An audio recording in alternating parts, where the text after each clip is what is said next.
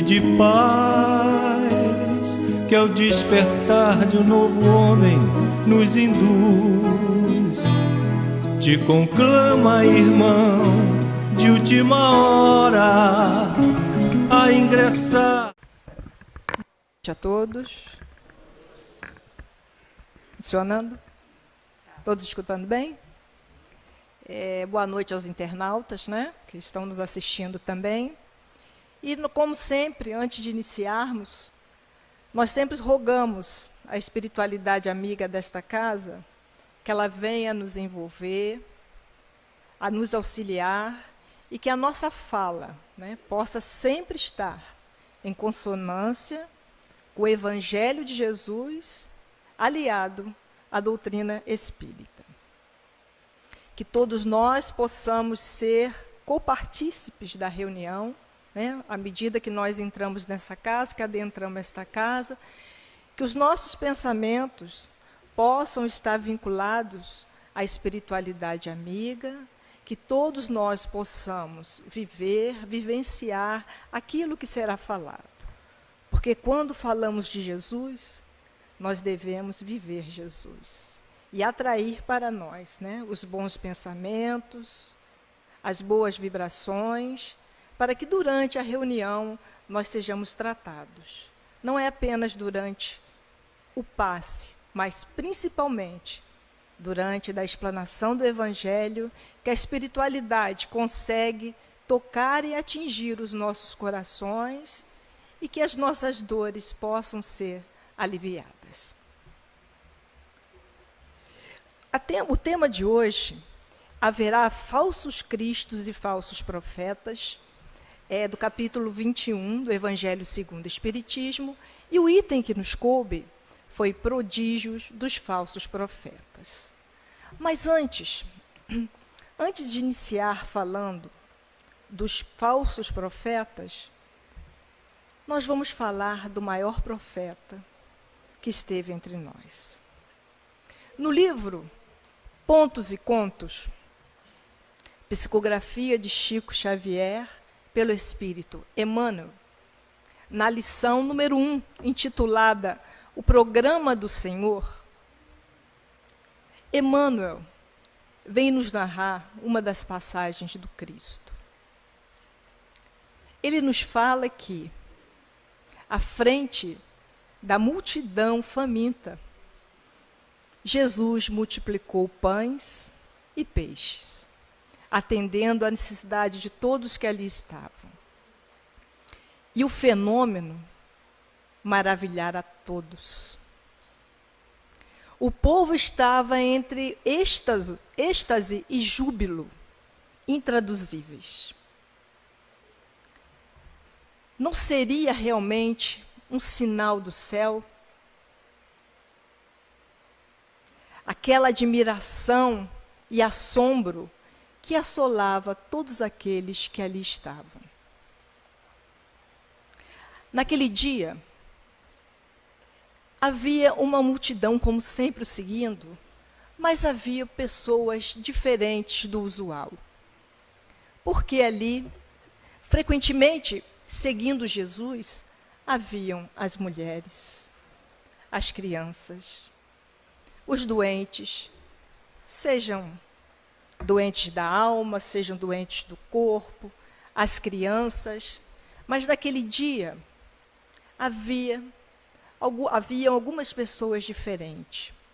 Ali estavam os mercadores que vinham da Idumeia, tinham negociantes da Síria, soldados romanos, cameleiros do deserto, e ali se congregavam, escutando a lição do Mestre.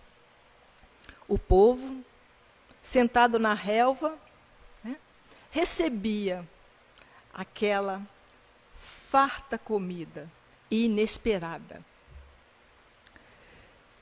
Após aquele repasto, vieram os discípulos a servir água fresca para todos aqueles que ali estavam. E Jesus, após dar a sua mensagem, afastou-se um pouco e do alto com um tom, né, um pouco melancólico, olhava aquelas pessoas. Era realmente um príncipe materializado. Realmente era o arauto do novo reino. E expressões de júbilo e felicidade eram ouvidas. Não fornecera realmente ele provas incontestáveis de um novo reino? Ele questionando, ele pensando. E enquanto os discípulos recolhiam as sobras, um servidor do Sinédrio, da justiça do Sinédrio, chamado Malabel, levantou-se e, reconhecendo naquele homem, né, o verdadeiro restaurador de Israel, falou que iria perguntá-lo, né, sobre as novidades do novo reino e aproximou-se do Cristo. O Cristo silenciou, esperou que alguém falasse com ele. Mas o próprio Malabel não se fez de rogado. Ele mesmo iniciou o diálogo. Senhor, és verdade o arauto do novo reino?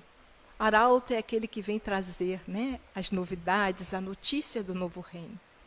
Sim, respondeu o Cristo sem titubear. E ele perguntou, em que alicerce, então, será estabelecida essa nova ordem? Em obrigação de trabalho para todos, respondeu Jesus.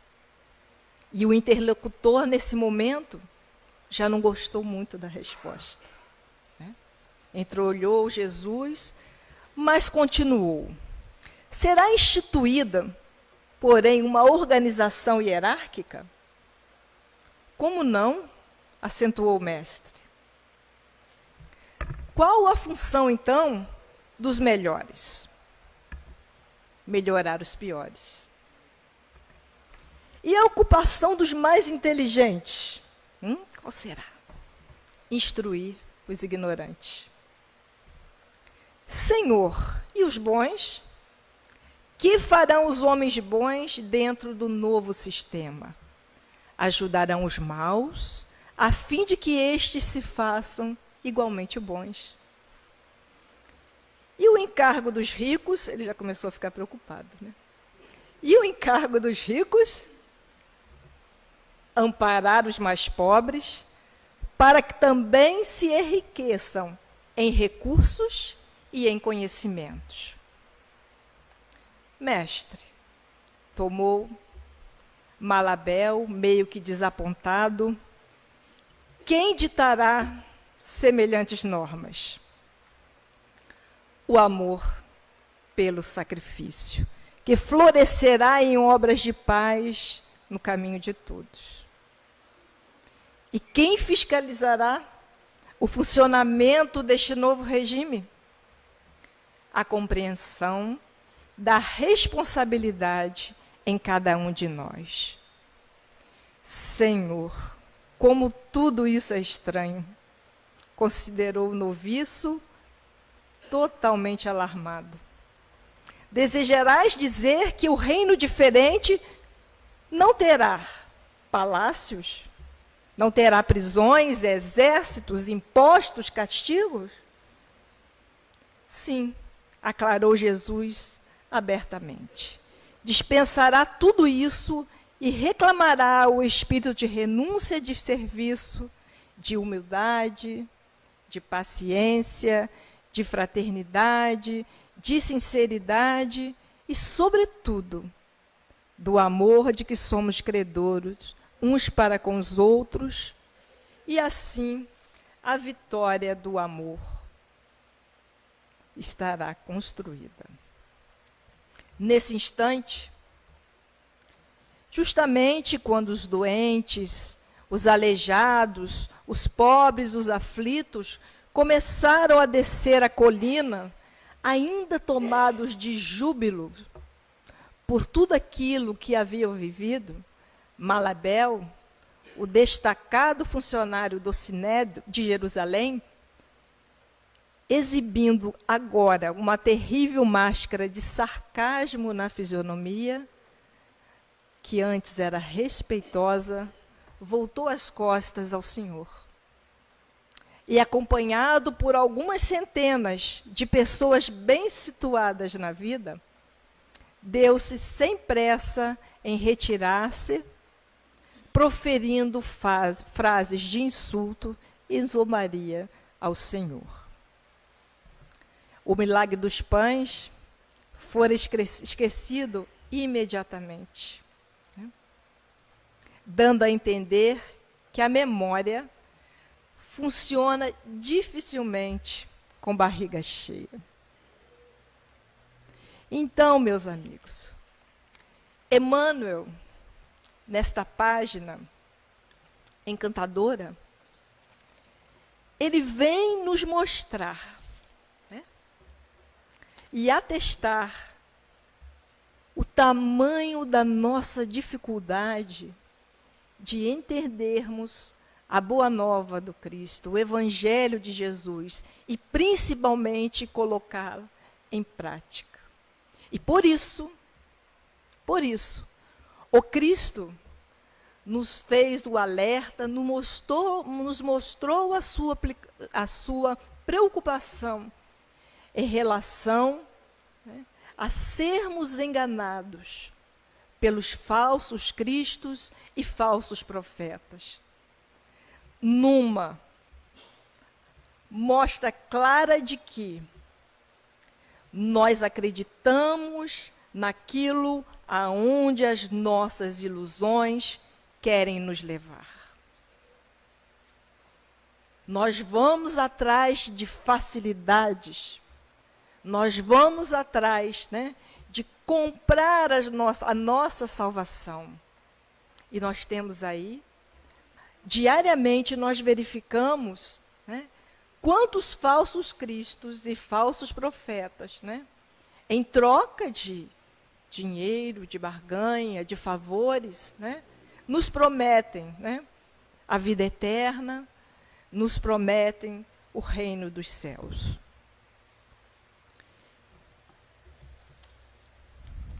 Bom, e atualmente, né, quem seriam os profetas? Quem seriam os profetas? O profeta, ele é um intermediário entre o mundo espiritual e o mundo material. Para nós, são os médiuns. Para os nossos companheiros pentecostais, né, eles profetizam, né, em nome do Espírito Santo. Então, esses são os médiuns da atualidade. E qual é o verdadeiro papel do profeta? É de contestação, ou seja, identifica o que está em desacordo com a lei e aponta a direção que devemos seguir. O que Jesus fazia. Jesus, em todo momento, nos dizia: eu não vim derrogar a lei, eu vim cumpri-la. Porém, sabedor dos nossos enganos, sabedor das más interpretações, ele sempre nos mostrou o caminho correto a seguir. Consolação. Não obstante reconhecer as dificuldades que cada um possui, né? Todos nós temos as nossas dificuldades, mas acalenta o tutelado, afirmando que tudo pode ser diferente. Vá e não tornes a pecar. Jesus não acusava em momento nenhum. O encorajamento, né, acredita sempre na potencialidade do tutelado, incentivando a mudança. Como disse Jesus, vós sois deuses, mesmo que os deuses sejam de letra minúscula, né? Podem fazer o que eu faço e muito mais. E, finalmente, o papel do profeta é trazer o homem de volta ao caminho de Deus. Principal razão de ser. E Jesus identificava, né, no povo, em nós, né, fragilizados, cansados, doloridos, um grande potencial de sermos, né, ludibriados por aqueles que são os falsos profetas, que falam em nome de Deus, mas que não representam Deus, que não vivenciam os seus ensinamentos. E por isso Jesus, durante o Sermão da Montanha, né, ele nos alertava. Em Mateus, acautelai-vos, porém, dos falsos profetas, que vêm até vós vestidos como ovelhas, mas interiormente são lobos devoradores. Por seus frutos os conhecereis. Porventura, colhem-se uva dos espinheiros ou figo dos abrolhos? E tamanha era a preocupação do Cristo, que ele também alertou particularmente os seus discípulos. Também em Mateus, nós escolhemos Mateus, mas nós vemos, inclusive no Evangelho, que também tem em Lucas e também em Marcos. Jesus respondendo disse-lhes, acautelai-vos que ninguém vos engane, porque muitos virão em meu nome, dizendo, eu sou o Cristo, e enganarão a muitos. E surgirão muitos falsos profetas, e enganarão a muitos. E por se multiplicar a iniquidade, ou seja, a ação contra a moral, né, e a religião, o amor de muitos esfriará. Mas aquele que perseverar até fim, esse será salvo. Então Jesus nos fez esse alerta, a preocupação do Mestre conosco, a preocupação do verdadeiro profeta com seus tutelados. E Kardec, entendendo esta preocupação, e também conhecedor, né, da identidade humana, das nossas mazelas, das nossas dificuldades, ele dedica o capítulo 21 do Evangelho segundo o Espiritismo para nos trazer uma mensagem a respeito dos falsos profetas. Por quê? Nós ainda sonhamos com grandes milagres e gostamos de coisas fantásticas. O fantástico nos atrai, as coisas milagrosas, né, nos enche os olhos. Somos vítimas dos falsos profetas, porque seu discurso, como nós já falávamos antes, vai ao encontro dos nossos desejos e das nossas ilusões.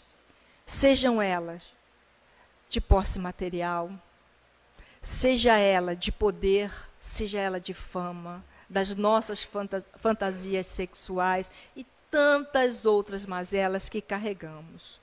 Joana de Ângeles, no livro Amor, Imbatível Amor, psicografia de Divaldo Franco, na página intitulada O Eu e a Ilusão, ela nos fala, enquanto não aprofunda o sentido na realidade, a fim de identificar-lhe os conteúdos, todos os espaços mentais e emocionais permanecem propícios aos anseios da ilusão. Ou seja, enquanto o nosso despertar para o ser espiritual não estiver devidamente trabalhado, enquanto nós não tivermos a coragem de olharmos para dentro de nós mesmos, de entendermos que essa vida aqui é passageira, mas que nós viemos da espiritualidade, já vivemos outras vidas e somos feitos para a eternidade, o sentido do ser, do eu, vai modificar. Nós vamos começar a trabalhar esse ser integral e entender que essa vida que nós vivemos, ela é apenas uma fagulha, mediante a imensidão que nós temos. Então, nós vamos ler agora o item do Evangelho que nos coube, que é o item 5. Vamos analisar o primeiro parágrafo. Prodígios dos falsos profetas. Levantar-se-ão falsos cristos e falsos profetas, que farão grandes prodígios e coisas de espantar, a ponto de seduzirem os próprios escolhidos. Estas palavras dão o verdadeiro sentido do termo prodígio. Na acepção teológica, os prodígios e os milagres são fenômenos excepcionais, fora das leis da natureza. Sendo estas exclusivamente obra de Deus, pode ele, sem dúvida, derrogá-las se lhe apraz. O simples bom senso, porém, diz que não é possível haja ele dado a seres inferiores e perversos um poder igual ao seu, nem ainda menos o direito de desfazer o que ele tenha feito.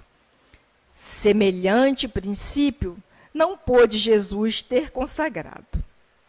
Se, portanto, de acordo com o sentido que se atribui a essas palavras, o espírito do mal tem o poder de fazer prodígios, tais que os próprios escolhidos se deixem enganar.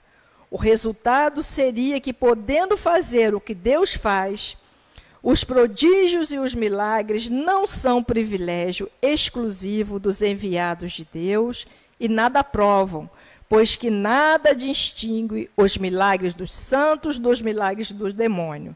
Necessário, então, se torna procurar um sentido mais racional para aquelas palavras.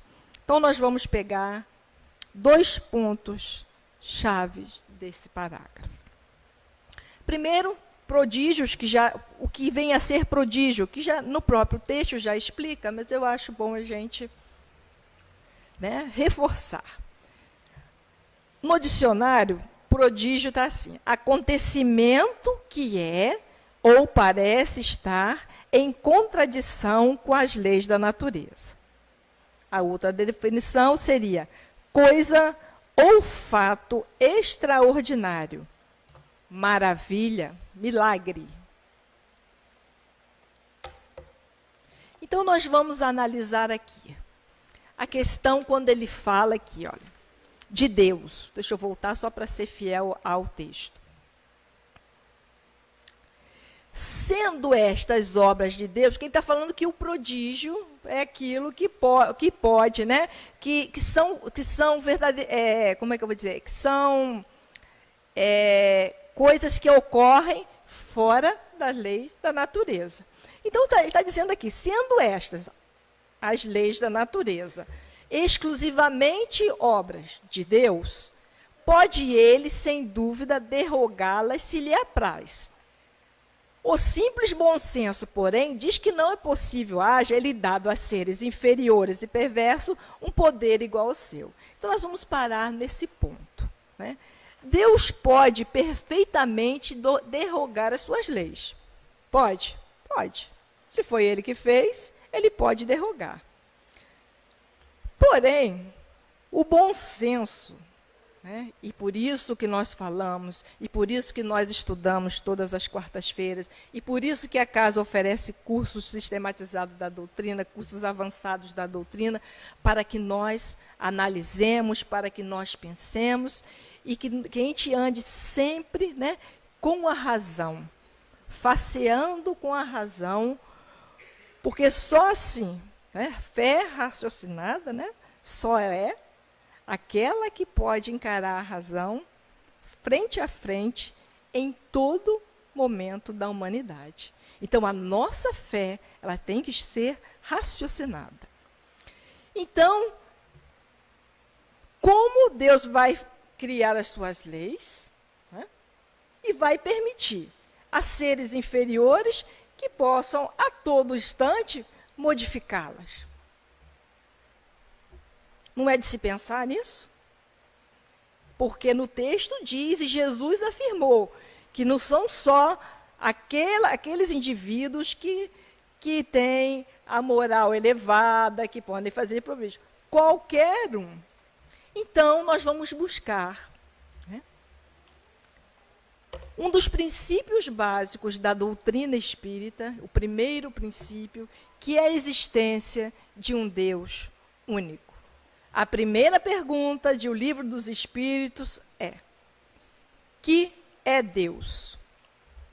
A inteligência suprema, causa primária ou primeira de todas as coisas. E Kardec ainda pergunta um pouquinho mais. Embora não possamos compreender a natureza íntima de Deus, porque os Espíritos já falaram para ele, Kardec, vocês podem ter uma noção muito longe, muito vaga ainda, do que é esse ser que vocês denominam Deus. Mas Kardec não se conforma, ele vai perguntando, vai apertando, né, os espíritos até obter aquilo que ele acha satisfatório e aquilo que nós podemos entender. Então, embora não possamos compreender a natureza íntima de Deus, podemos formar ideia de alguma das suas perfeições? Os espíritos respondem, de algumas sim. O homem se compreende melhor à medida que se eleva acima da matéria, entreveias pelo pensamento. Aí Kardec continua. Então, quando dizemos que Deus é eterno, é infinito, é imutável, é imaterial, único, onipotente, soberanamente justo e bom, temos ideia completa de seus atributos? Aí Kardec achou que tinha, né? Foi o máximo essa pergunta e esses atributos. E os espíritos nos respondem, do vosso ponto de vista, sim, porque credes abranger tudo. E aqui nós não vamos nos estender, né? Mas, na verdade, esse Deus que é eterno, único, que é eterno, que é imutável, onipotente, onipresente, soberanamente bom e justo. Somos todos criaturas, se nós todos somos criaturas de Deus, e não nos é possível derrogar sua lei, senão onde estaria a ordem e a unicidade?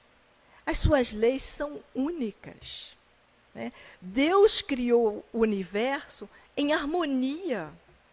Então, não existe a necessidade de derrogar as suas leis. Caso contrário, né, nós presenciaríamos cenas de filme, Guerra dos Deuses, né? Nós já não tem filme, um monte de filme aí que fala dos titãs, não é?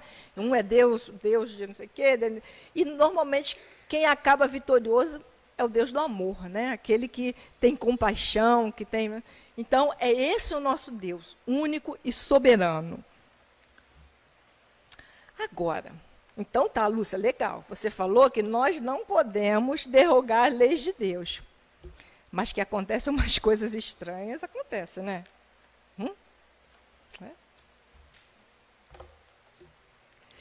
A outra parte que nós vamos analisar desse texto. Olha, o espírito do mal tem a mesma capacidade de produzir prodígios como o espírito do bem. E agora? Poxa vida, como é que Deus permite isso, hein? O bonzinho e o malzinho, os dois podem fazer a mesma coisa?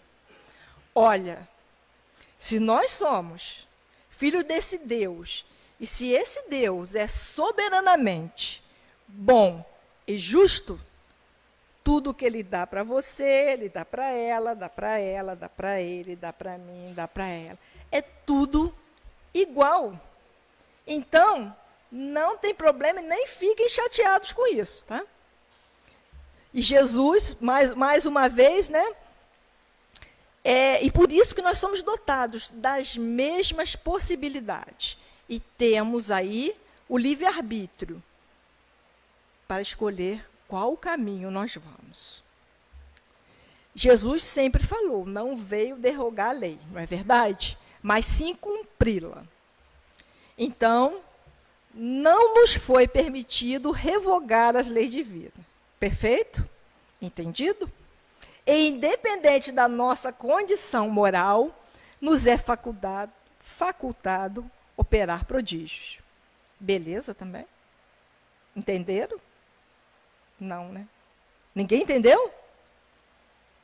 Independente da minha condição, se eu sou bom ou se é ruim, se me for facultado, né, esse dom, eu vou produzir prodígios.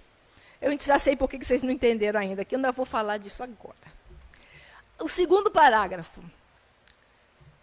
Para vulgo ignorante, todo fenômeno cuja causa é desconhecida passa por sobrenatural.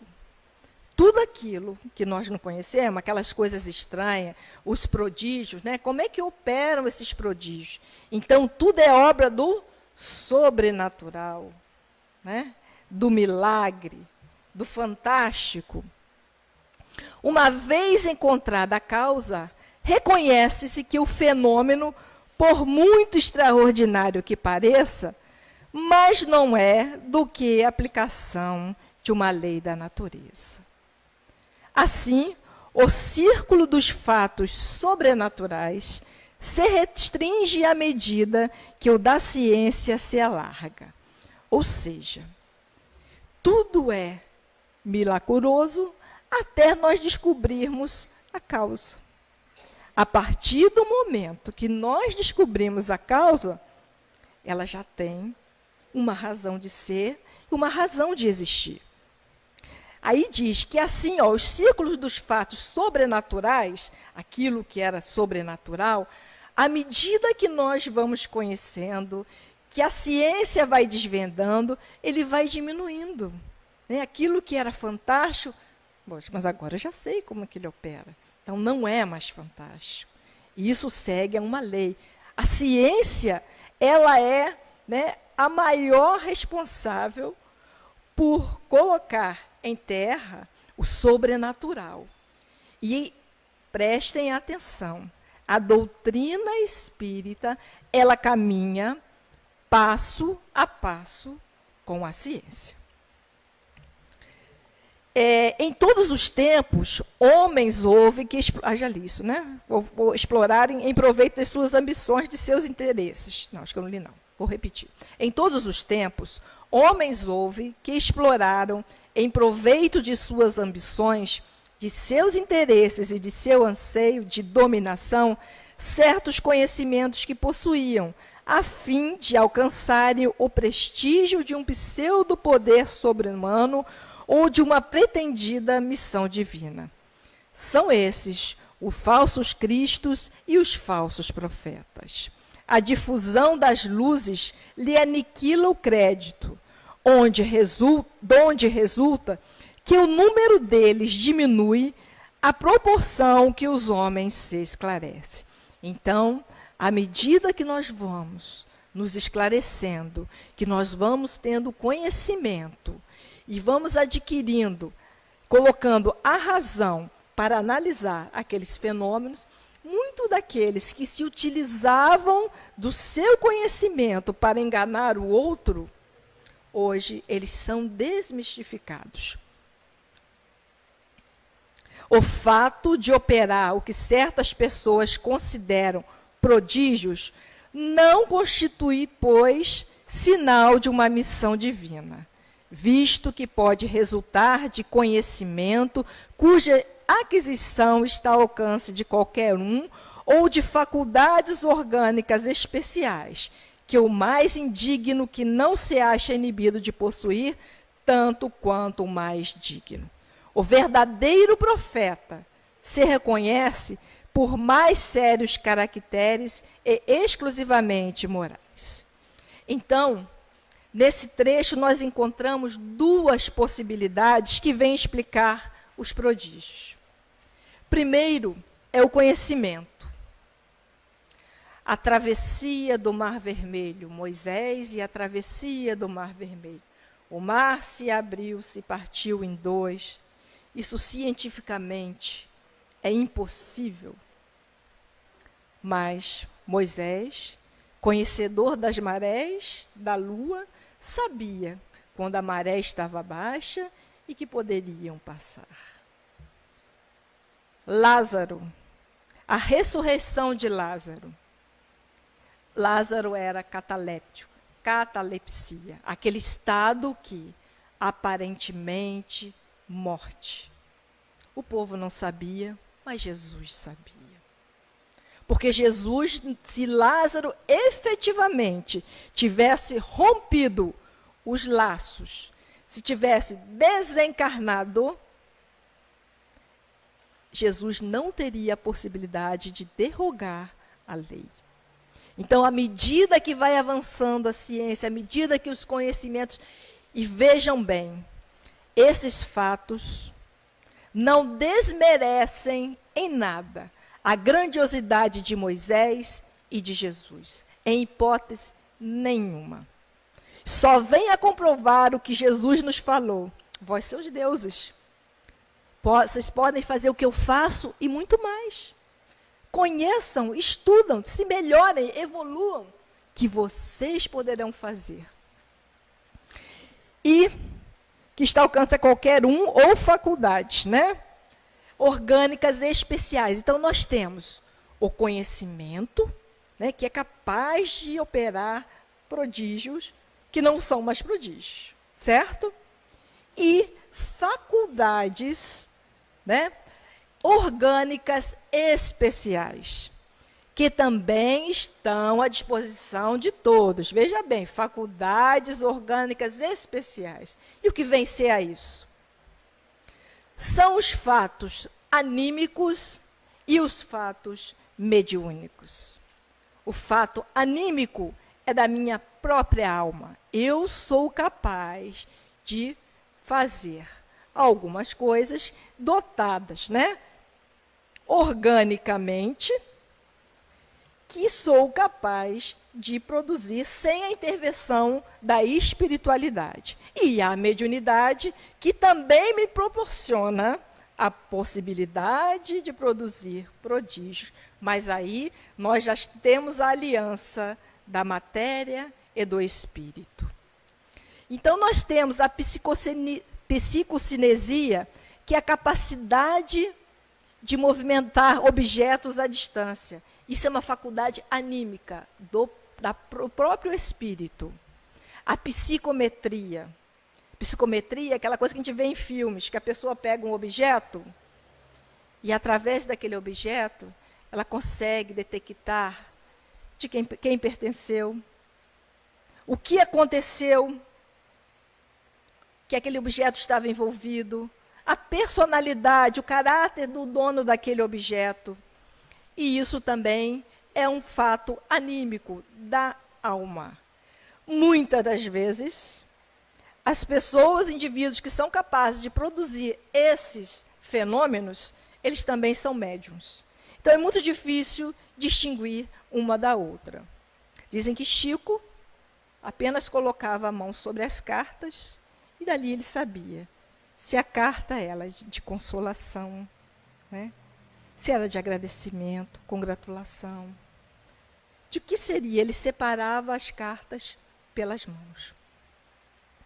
Então, a doutrina espírita, ela vem fazer uma contribuição enorme, né? Desmistificando e explicando os milagres, que os milagres não existem, e que tudo ainda que nós consideramos, né, como verdadeiros prodígios, são, na verdade, fenômenos naturais que ainda não detemos os conhecimentos. O conhecimento científico para que possamos explicá-los. Em A Gênese, na introdução, ele nos diz o seguinte: 2 elementos, ou se quiserdes, 2 forças regem o universo. O elemento espiritual e o elemento material. Da ação simultânea desses 2 princípios, nascem fenômenos especiais, naturalmente inexplicáveis, desde que se abstraia de um deles, do mesmo modo que a formação da água seria inexplicável se abstraísse de um dos seus elementos constituintes, o oxigênio, o hidrogênio. Então, se a ciência for tentar desvendar algum fenômeno e não considerar, e se aquele fenômeno for um fenômeno mediúnico, e não considerar como fenômeno mediúnico, que a ciência ainda, infelizmente, ainda não aceita, gradativamente, né, estão entendendo o ser espiritual, gradativamente eles estão trazendo, né, estão sendo aceitas a oração, o passe, mas isso é muito lento. Então, se o fenômeno que a ciência estiver estudando for de origem mediúnica, e se não aceitar, eles não vão identificar. Então, isso é o que está dizendo. Então, o círculo dos fatos sobrenaturais se restringe, eles vão diminuindo à medida que a ciência se alarga. Então, a doutrina espírita vem para ser aliada, né, à ciência, e não vem ser contrária. E sobre a mediunidade, a gente pensa que a gente não vai falar 1 hora, né? Mais hora tivesse, né? Sobre a mediunidade, em Obras Póstumas, capítulo 20, item 226, número 1. O desenvolvimento da mediunidade guarda relação com o desenvolvimento moral do médium. O que nós falávamos, que tanto bom quanto mal podem produzir os prodígios. Então, nós temos essa resposta aqui no Livro dos Médiuns. Eles perguntam se a mediunidade guarda relação com o desenvolvimento moral do médico. Não. A faculdade propriamente dita reside no organismo, independe do moral. O mesmo, porém, não se dá com seu uso, que pode ser bom ou mal, de acordo com as qualidades do médium. Então, potencial mediúnico não indica evolução na grande maioria dos médiuns ostensivos, né? Não indica. Não podemos fazer essa confusão. São pessoas normalmente comprometidas de um pretérito delituoso e que eles vêm com um compromisso, né, de auxiliar o próximo. É dotado do dom. Agora é neutro. Eu vou fazer dele o que eu quiser. E qual médium se poderia qualificar de perfeito? A pergunta que Kardec faz no Livro dos Médiuns. E os espíritos respondem: perfeito? Ah, bem sabes que a perfeição não existe na terra, sem o que não estarias nela. Dize, portanto, bom médium, e já é muito, porque eles são raros. Médium perfeito seria aquele contra o qual os maus espíritos jamais ousassem uma tentativa de enganá-lo. O melhor é aquele que, simpatizando somente com os bons espíritos, teria sido menos enganado. O Chico também foi enganado pelos espíritos. E ele ficou bravo com Emmanuel. Falou: Emmanuel, como que você permitiu que eu fosse enganado? Emmanuel, com aquela doçura toda. Para você se lembrar que você não é infalível, né? E manter-se sempre humilde. Sim, senhor, né? Então, como nós identificamos esses falsos profetas? E os falsos cristos que nós já falávamos, né, são aqueles que, embora divulguem a mensagem cristã, eles não se propõem conscientemente a vivenciá-las. Não vivem. Usando para fins pessoais e visando obtenção do poder. São todos aqueles que, conscientes do que fazem, conhecedores da verdade, negam o erro por orgulho, interesse e até por maldade. São egoístas, astuciosos, intolerantes e fanáticos. Servem-se de todos os meios para prevalecer suas ideias, confundindo as almas simples e confiantes. Esses profetas valem-se do nome de Deus e de Jesus para alcançar seus objetivos. Jesus, ele nos alerta em relação aos falsos profetas.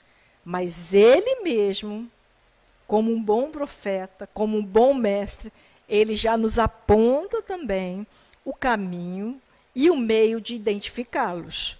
Né? Assim, toda árvore boa produzirá bons frutos. E na última frase desse texto, que nós acabamos de ler, do item 5, nos diz o seguinte: o verdadeiro profeta se reconhece por mais sérios caracteres e exclusivamente morais. Então, nós devemos analisar, utilizar a nossa inteligência, o nosso bom senso, exercer o nosso livre-arbítrio e, acima de tudo, estudar. Estudar para não sermos enganados. E nós? Será que também nós não somos profetas, de uma certa maneira? O próprio Cristo não falou que nós somos deuses? Todo mundo já me olhando assim, né? Pô, Lúcia, eu vou ser profeta? Né? Sim. Emmanuel, numa página intitulada Falsos Profetas, ele vem nos dizer que falso profeta não é somente aquele que perturba a fé religiosa, não. Sempre que negamos a execução fiel de nossos deveres, somos mistificadores diante da lei divina, que nos emprestou os dons da terra em favor do aprimoramento de nós mesmos. Na maledicência, somos falsos profetas da fraternidade. Na discórdia, somos mistificadores da paz. Na preguiça, somos charlatões do trabalho. Na indiferença, somos inimigos do dever. Toda vez que olvidamos, que esquecemos as nossas obrigações de solidariedade para com os nossos semelhantes, que prejudicamos o serviço que nos cabe atender, que fugimos aos nossos testemunhos de humildade, que oprimimos as criaturas inferiores, somos falsos profetas do ideal superior que abraçamos com Cristo. A terra é nossa escola, o lar é nosso templo, o próximo é nosso irmão, a humanidade é a nossa família, a luta é o nosso aprendizado, a natureza é o livro sublime da vida. Não nos esqueçamos, assim, de que um dia seremos chamados à prestação de contas dos talentos e dos favores que hoje desfrutamos, para resgatar o dia de ontem e santificar o dia de amanhã. Do livro Levantar e Seguir, psicografia de Chico Xavier e pelo Espírito Emmanuel. Emmanuel sempre, né, não só puxava a orelha de Chico, não. Né? Puxando a orelha de Chico, ele puxava a orelha de todos nós, nos exigindo. Nós hoje, né, que conhecemos as verdades da doutrina espírita, nós hoje, né, que estamos nessa proposta de transformação moral, nós não podemos mais ser iludidos pelos falsos profetas.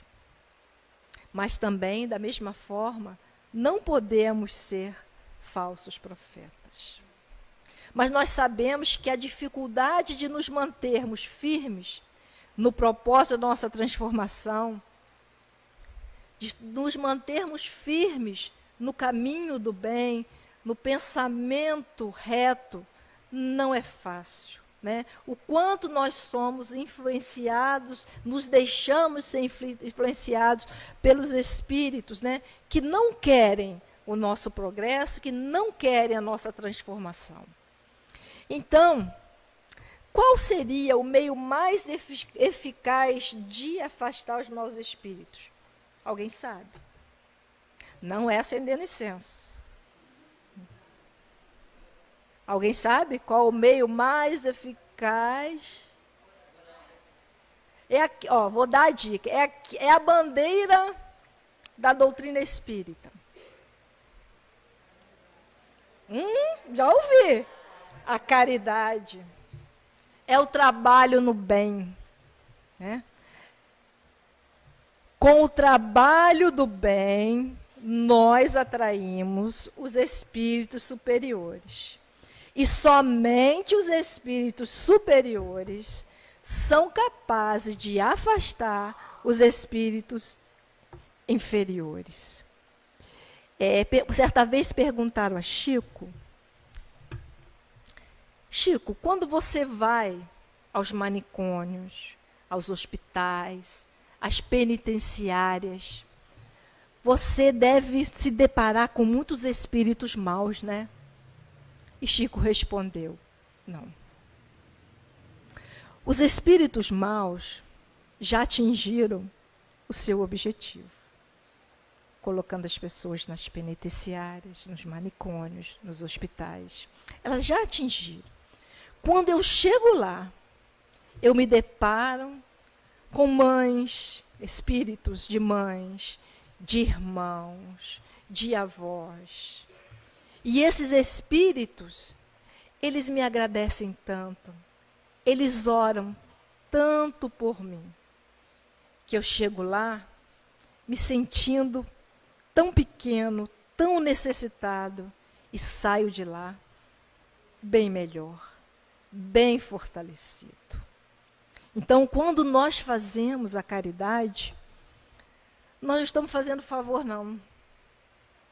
Estamos conquistando amigos no plano espiritual que vão em nossa defesa e vão nos proteger dos falsos profetas que podem estar revestidos, né, de irmãos que querem nos conduzir como ovelhas perdidas, né, que podem estar revestidos de espíritos que dão mensagens, mas que nenhum valor têm, porque eles querem nos ludibriar.